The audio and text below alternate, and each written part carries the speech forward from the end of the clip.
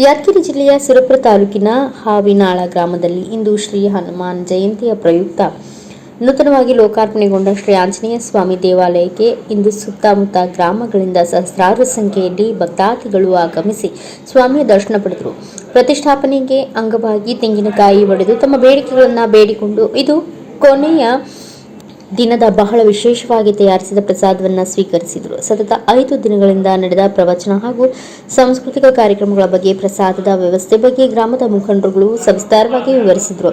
ಈ ಸಂದರ್ಭದಲ್ಲಿ ಶ್ರೀ ಬಲ ಭೀಮರಾವ್ ದಳಪತಿ, ಶ್ರೀ ನಂದು ದಣಿ, ಅಯ್ಯಪ್ಪ ಗೌಡ, ಹನುಮಂತರಾಯ ಮಾಸ್ಟರ್, ರಾಜಪ್ಪ ಕಲ್ಮನಿ, ದುರ್ಗಪ್ಪ ಜಂಬಲದಿನ್ನಿ, ಕರಿಯಪ್ಪ ಅಂಬಿಗರ್, ದುರ್ಗಪ್ಪ ಚಲವಾದಿ, ಧರ್ಮಪ್ಪ ಕಟ್ಟಿಮನಿ, ಸಿದ್ದಪ್ಪ ಹಾದಿಮನಿ, ವಿವೇಕ ದಣಿ ಹಾಗೂ ಗ್ರಾಮಸ್ಥರು ಮುಖಂಡರು ಉಪಸ್ಥಿತರಿದ್ದರು.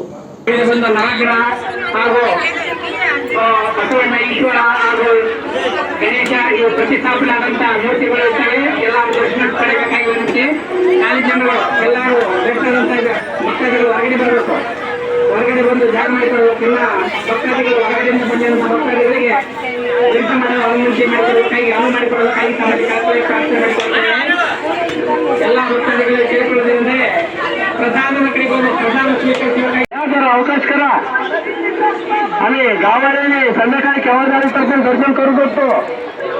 बैलगाडीला जरा वाट करून द्या.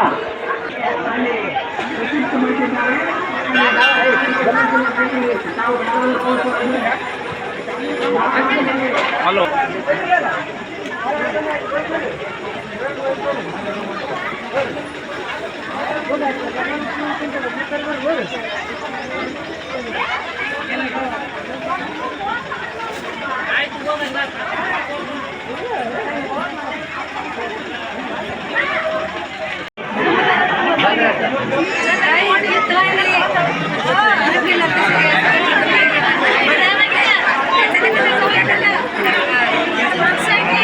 फोटोग्राफर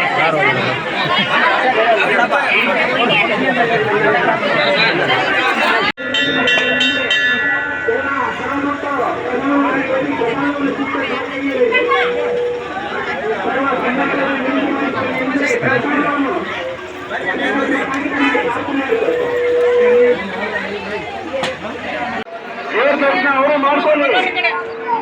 ದಯವಿಟ್ಟು ಎಲ್ಲರೂ ಭಕ್ತಾದಿಗಳು ದರ್ಶನ ಆದಂತ ಭಕ್ತಾದಿಗಳು ಹೊರಗೆ ಬರಬೇಕು.